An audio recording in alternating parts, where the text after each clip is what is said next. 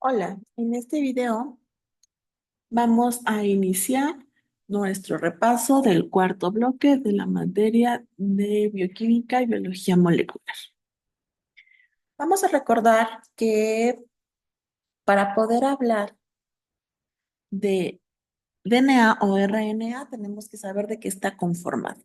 Está conformado de nucleótidos, los cuales tienen un grupo fosfato, un azúcar y una base nitrogenada. Esa es la estructura general de un nucleótido. ¿Cuál es la diferencia? Si hablamos de DNA, el azúcar, la ribosa, está desoxigenada. Y cuando hablamos de RNA, la ribosa tiene todos sus OHs que requiere la estructura. Ahora, de estos nucleótidos que está conformado, nosotros podemos tener diferentes bases: citosina, guanina, adenina, timina y uracilo. Recordemos que si hablamos de RNA, solamente vamos a tener citosina, guanina, adenina y uracilo. Y si hablamos de DNA, el uracilo va a ser sustituido por una timina. Las estructuras tanto del RNA del DNA son muy específicas. Primero, recuerden que el DNA es una estructura de dos cadenas. Cada cadena va a unirse por puentes de hidrógeno. Si tenemos una citosina, se va a unir con una guanina, y si tenemos una adenina, con una timina. Mientras que el RNA solamente es un ácido que tiene una sola cadena. Y de nuevo, él tiene uracilos en lugar de timinas. El flujo de la información lo que va a hacer es que si tenemos una molécula de DNA, por el proceso de transcripción, yo voy a generar un RNA mensajero, en este caso. Y el RNA puede hacer una proteína, y a este proceso lo llama traducción. Hay varios tipos de RNA. Esta tabla es una tabla que está en la página del departamento para que ustedes la puedan revisar con calma, en donde vemos que tenemos RNA mensajero que puede tener en eucariontes modificaciones como una cola de poliadenilato en su extremo 3', y esto me va a ayudar a poder hacer una proteína. Este RNA mensajero, por lo regular, tenemos 2 a 5% del total del RNA. ¿Por qué? Recuerden que este tipo de RNA solo se va a sintetizar si requerimos sintetizar una proteína. No está eh, por siempre en la célula. ¿Ok? Si no necesitamos, no se va a sintetizar. ¿Qué es lo que tenemos también? RNA de transferencia. Recuerden que el RNA de transferencia es importante para el proceso de traducción, que lo vamos a ver en los siguientes videos. Este proceso de traducción me ayuda a que, a que se cree una proteína gracias al RNA mensajero. Entonces, este RNA de transferencia va a tener una conformación tridimensional muy específica. En algunos libros, algunos artículos le dicen que es una conformación de trébol, en donde vamos a tener 4 brazos principales, y uno de esos 4 brazos va a ser encargado de unir al aminoácido específico para su anticodo. De nuevo, ¿ustedes quieren saber más? Los invito a ver el video de traducción. El otro, el RNA ribosomal. Como su nombre lo dice, están los ribosomas. Recuerden que el ribosoma tiene una subunidad grande y una subunidad pequeña. Y cada uno de estos constituyen complejos ribonucleoproteicos. ¿Ok? ¿En donde cuál? Esto es importante. El RNA tiene la capacidad de funcionar como enzima. Y este es el 80% del total de los RNAs que encontramos en una célula. Ahora, por último, tenemos estos RNAs pequeños. Podemos tener RNAs pequeños que se llaman SN o microRNAs. Estos microRNAs y RNAs pequeños no participan directamente en la síntesis de proteína o que tomen aminoácidos. No. ¿Qué hacen? Lo que hacen es que van a producir o van a provocar una inhibición en la expresión de los genes. ¿Ok? Y eso hace que se inhibe la expresión de los genes, voy a tener menos síntesis de esa proteína. ¿Ok? Es un mecanismo de regulación. Esta diapositiva, esta imagen, lo que les muestro es que también tenemos diferentes tipos de DNA. Si ustedes se fijan en las estructuras, unos son más compactos y otros son más laxos. Entonces, tenemos la forma B, la forma A y la forma Z. De esta forma Z es que tiene vueltas hacia la izquierda, que es levogiro. Ujú. De nuevo, ¿de qué va a influir que esté uno u otro? Del nivel de hidratación del DNA. Y eso nos va a ayudar a que pueda iniciarse el proceso de duplicación o que no se pueda iniciar. Si está más compacto, va a ser más difícil que las enzimas entren para hacer esta función.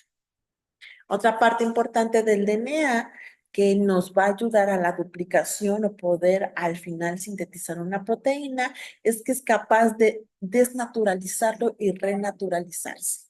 Gracias a que, por ejemplo, esta es una diapositiva en donde podemos ver la estructura de DNA en donde tenemos un incremento de temperatura y se van a empezar a separar, a eliminar los puentes de hidrógeno. Primero, de zonas en donde tenemos adeninas y timinas, porque recuerden que estas están unidas por dos puentes de hidrógeno. Si incrementamos la temperatura, entonces ahora ya es posible separar los demás uniones, que es guanina y citosina, que recuerden que están unidas por tres puentes de hidrógeno. Es una fuerza un poquito mayor, ¿ok? Sin embargo, aquí está, vean, el DNA desnaturalizado. Si bajamos la temperatura, entonces se puede volver a formar los puentes de hidrógeno sin ningún otro problema hasta tener una estructura de DNA inicial sin eliminar su estructura en general. ¿Ok? Otra cosa importante del DNA es que necesitamos compactación, organización del genoma. Recuerden que en eucariontes tenemos mucha información y tenemos que compactarla para que quepa en un núcleo. ¿Ok? Entonces, veamos, el primer nivel de compactación o organización es la fibra de 10 nanómetros, que está constituida de nucleosomas. Recuerden que los nucleosomas, ahorita los vamos a ver, están constituidos por proteínas. ¿Ok? El siguiente nivel de compactación es la fibra de 30 nanómetros. Ya teniendo estos nucleosomas, vamos a juntarlo todavía más para poder tener esta fibra de 30 nanómetros, también se le llama solenoide. Y el tercer nivel de compactación es donde vamos a poder hacer heterocromatina o eucromatina.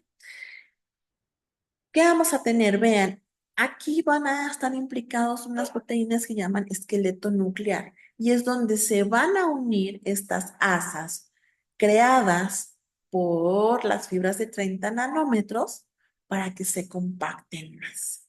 Ujú. Y la heterocromatina, ya una vez teniendo esto, voy a hacer bucles. ¿Para qué? Para llegar a mi último nivel de condensación, que es el nivel 4, donde podemos ver a nuestros cromosomas. Para el nucleosoma es importante porque está constituido de proteínas. Recuerden que está constituido de H2A, H2B, H3 y H4. ¿Ok? Y hay una que no está aquí eh, esquematizada, pero aquí tenemos una H1. ¿Ok?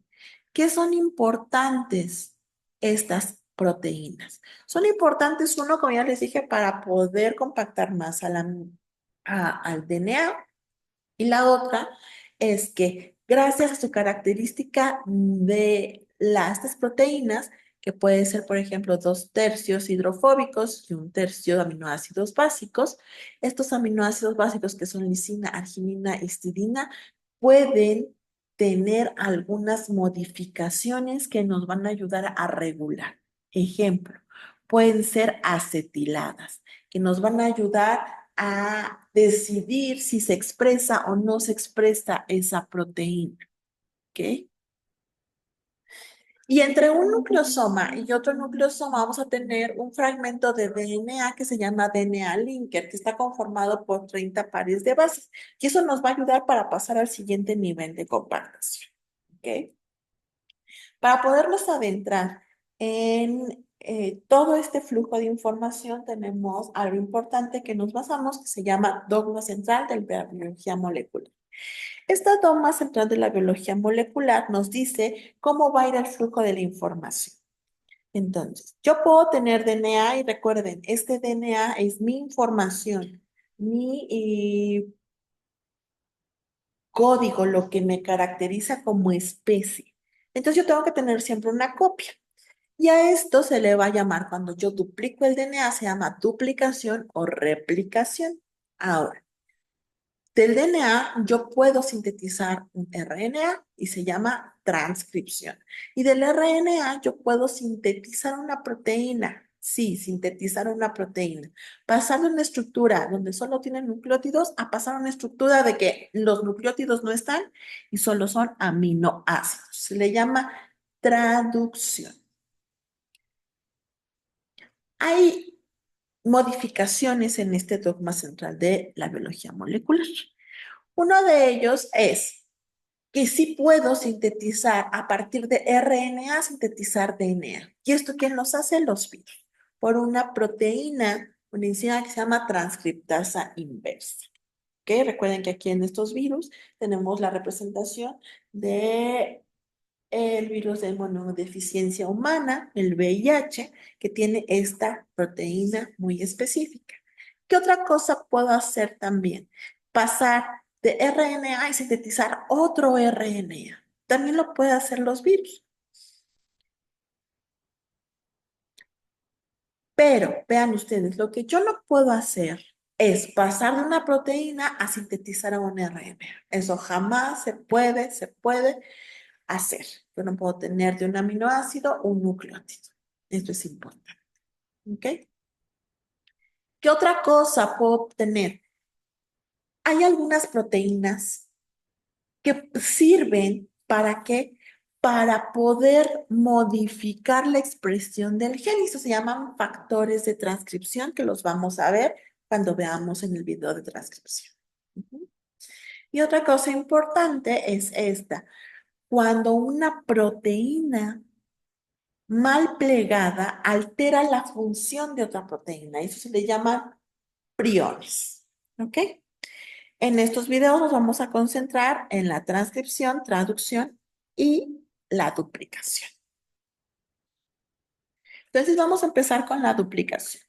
¿Qué necesitamos? Este es un resumen para que ustedes vean qué vamos a ver en los pasos involucrados en la replicación o duplicación. Es lo mismo. Uno, voy a identificar dónde voy a empezar, el origen de la replicación.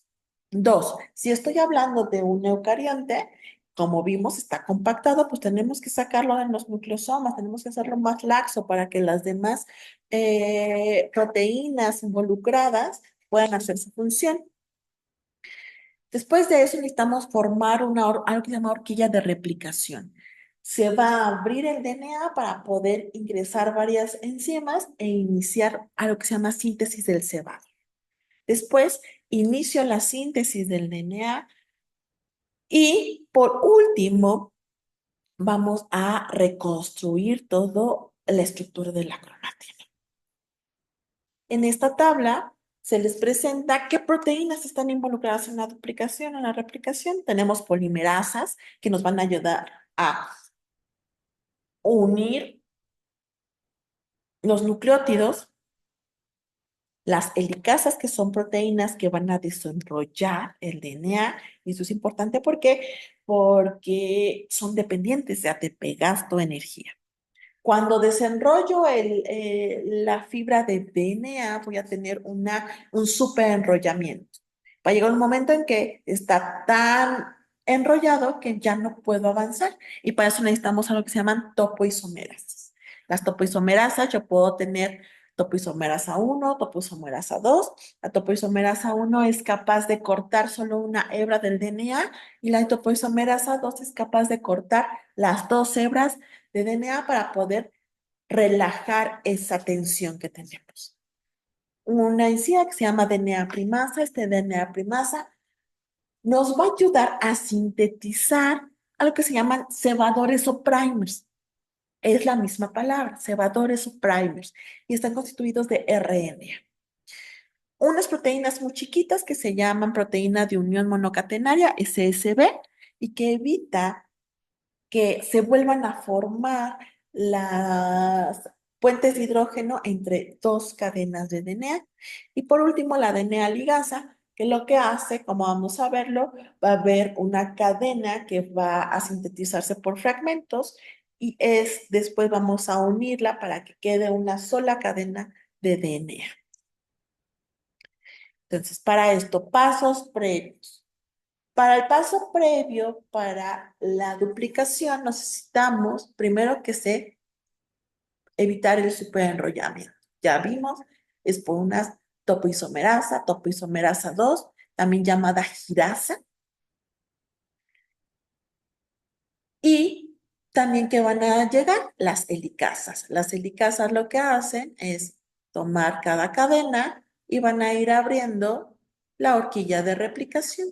También la helicasa es dependiente de ATP. ¿Qué otra proteína necesitábamos? La proteína de unión a una sola hebra o proteínas estabilizadoras de una sola hebra. Una vez que la helicasa abre la burbuja de replicación, entonces necesitamos algo que las estabilice. ¿Y qué es la que las estabiliza? Estas pequeñas proteínas, y evita que se formen estos puentes de hidrógeno entre la cadena o probablemente entre las dos cadenas, y así ayuda a que mi polimerasa pueda realizar su trabajo, pegar los nucleótidos sin ningún problema. ¿Qué necesitábamos? ¿Qué otra proteína estaba involucrada? Algo que se llamaba primasa. ¿Qué es lo importante de esta primasa? La primasa lo que hace es la síntesis del cebador primer. ¿Por qué necesito? La DNA polimerasa no puede funcionar si no hay un extremo 3' libre. Y entonces, para que haya este extremo 3' libre, me ayudo de la primasa. La primasa lo que hace es sintetizar un pequeño fragmento de DNA, de RNA, generar un pequeño fragmento de RNA para que después la DNA polimerasa pueda hacer su trabajo. ¿Ok? Hay varias DNAs polimerasas, 1, 2 y 3. Estas DNAs polimerasas, aparte de poder pegar, elongar mi fragmento de DNA y que solo trabaja, recuerden, solo trabaja en una dirección de 5' a 3', solo trabaja en dirección de 5' a 3', también es capaz de corregir un error. Y esa función se llama exonucleasa. ¿Ok? Es capaz de decir, ese nucleótido que pegué no es el correcto, entonces lo quito y vuelvo a poner otra. Ujú. La polimerasa, ¿qué hace? De nuevo, recuerden, si no hay este extremo 3' libre, no va a funcionar. Entonces, recuerden, este es un primer, un cebador que hizo la primasa, y entonces ahí es donde entra la función de la DNA polimerasa y va a empezar a pegar mi nucleótido. Entonces, vean ustedes, aquí tengo un nucleótido, tiene 3 fosfatos. Cuando lo pega, ¿qué saca? Pirofosfato. Y así con cada uno. Si aquí yo tengo adenina, yo voy a pegar una timina. Si tengo citosina, una guanina. Ujú. Eso es lo que hace la DNA polimerasa. Y a este proceso se le llama elongación.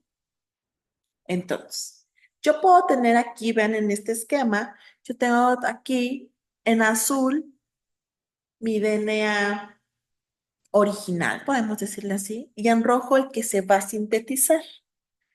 Ujú. Entonces, ¿quién va a sintetizar? La polimerasa 3. ¿Vale? Va a empezar a pegar los nucleótidos conforme va avanzando. ¿Quién? La helicasa. Y vean ustedes, la helicasa va avanzando, avanzando, avanzando, pero delante de ella está la topoisomerasa, que hace que evitar el superenrollamiento, la torsión. Ujú. Pero vean ustedes, recuerden que son antiparalelas las cadenas de DNA. Y entonces esta va en contrasentido. ¿Qué pasa con esta? Ok, recuerden, aquí lo que va a hacer es que si voy a tener un cebador y la polimerasa solo trabaja de una dirección de 5 a 3', entonces va de este lado. ¿Qué va a pasar? Que aquí se va a topar con, por ejemplo, aquí las proteínas SSB y entonces ahí se van separando. Y entonces se dice que esta cadena es una cadena líder, cadena continua. Y esta que va cachito por cachito, donde va a haber fragmentos de Okazaki, se le llama que es una síntesis discontinua o una cadena retardada. Cosa importante, cada uno de los tramos en los que se va a ir sintetizando el DNA va a tener su propia polimerasa, su propio primer o cebador y una ligasa. Ujú. En eucariontes. ¿Qué pasa en eucariontes? En eucariontes, a comparación de los procariontes de las bacterias, como es muy grande mi DNA, yo no puedo tener solo un origen de replicación, un ORIC, sino voy a tener hasta 30,000 orígenes de replicación. ¿Qué va a pasar en los eucariontes? En los eucariontes tengo un sitio también donde yo tengo mi inicio y voy a unir a una proteína que se llama ORC. Esta ORC va a ayudar a que estas proteínas, la CDC6 y CDT1, se unan. ¿Para qué? Para que pueda entrar una helicasa. Y esta helicasa, entonces así, va a ayudar a separar las dos hebras. Aquí, ¿cómo vamos a tener las polimerasas? Aquí la polimerasa se va a llamar alfa y delta. La alfa va a sintetizar el cebador primer, más o menos de 20 nucleótidos, ¿ok? Y después, para que haga la elongación, lo voy a tener con la polimerasa delta. Ujú. Esta polimerasa delta tiene una mayor posesividad, que quiere decir que va a pegar nucleótidos más rápido y también se va a unir a una proteína que se llama antígeno nuclear de células proliferantes. ¿Ok? ¿Qué va a hacer, por ejemplo, en este caso la ligasa, la DNA ligasa? Muy importante. En ambos, en eucariontes y en procariontes. Va a eliminar el cebador de RNA, que en este caso lo hizo la polimerasa alfa, y va a unir los fragmentos de Okazaki.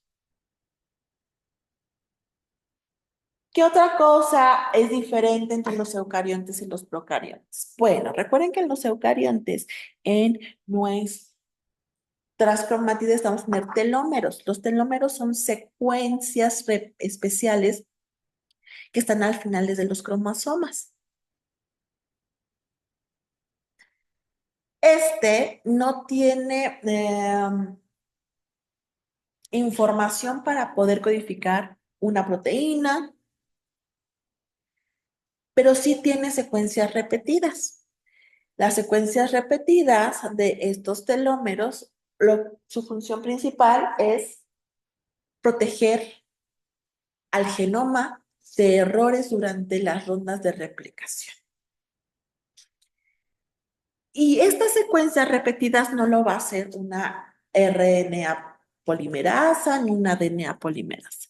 Lo hace una enzima que se llama telomerasa. Esta enzima telomerasa tiene un fragmento donde dice qué es lo que vamos a repetir y entonces va a empezar a unir, a pegar los nucleótidos de estos fragmentos que no codifican para algún gen.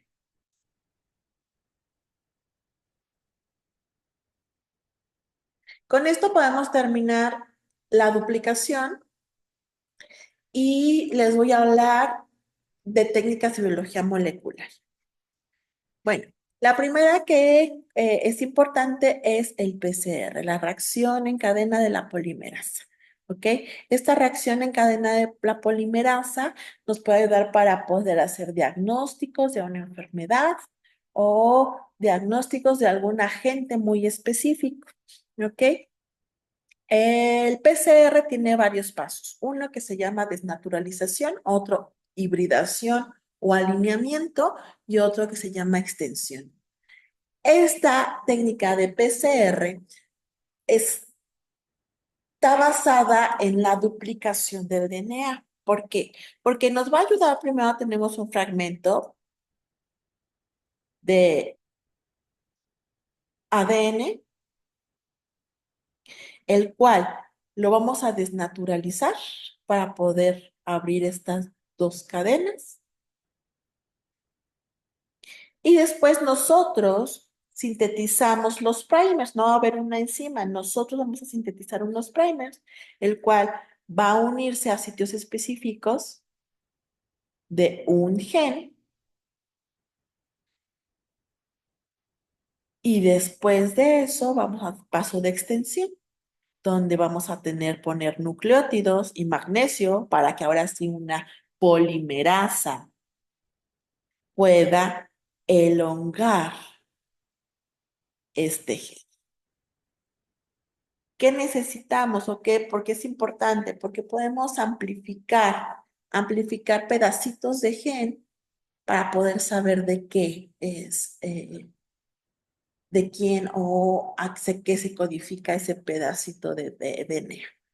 No es 100% eficiente, está de un 80 a un 90% de eficacia, y entre más pequeños sean los fragmentos que yo pongo para que pueda duplicarlos, entonces mayor eficiencia va a ser. Si va a ser mucho más largo, menos eficiencia va a tener.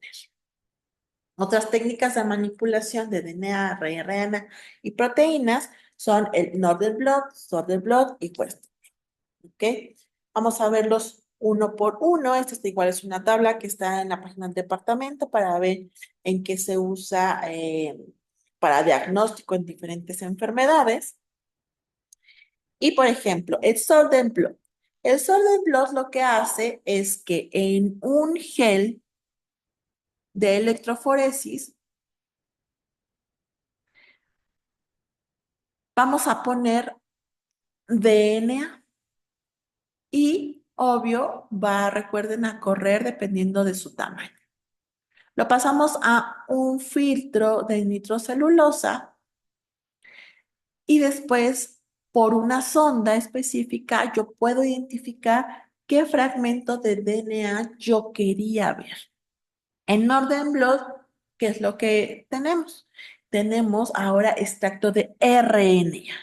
El RNA lo que hacemos es igual ponerlo, separarlo en un gel de electroforesis pasarlo en el mismo papel de nitrocelulosa y ahora por una sonda igual voy a ver en dónde se une el RNA específico que yo quería. Y por último, el Western blot ahora en lugar de RNA como el Northern blot o DNA como el Southern blot, vamos a poner proteínas. Yo pongo una proteína en un gen de electroforesis, también lo pongo en eh, eh, en un papel de nitrocelulosa, pero aquí, ¿qué es lo importante? Aquí lo que voy a hacer es poner anticuerpos. Recuerden que un anticuerpo es una proteína que va a unirse a algo muy específico. Ok, esta proteína que es lo que estamos teniendo, o vamos a detectar. Tenemos un anticuerpo primario que va a detectar primero esta proteína y después de este anticuerpo primario voy a tener otro anticuerpo que reconoce al anticuerpo primario y este va a tener una señal. Y entonces yo puedo ver mi proteína específica, quizás nada más de que solo se rompió más cero la célula. Entonces puedo tener son de blot, identifico por DNA, Northern blot, RNA y Western blot por proteínas. Y nos van a ayudar ¿para qué? Para poder identificar o dar diagnóstico a diferentes enfermedades.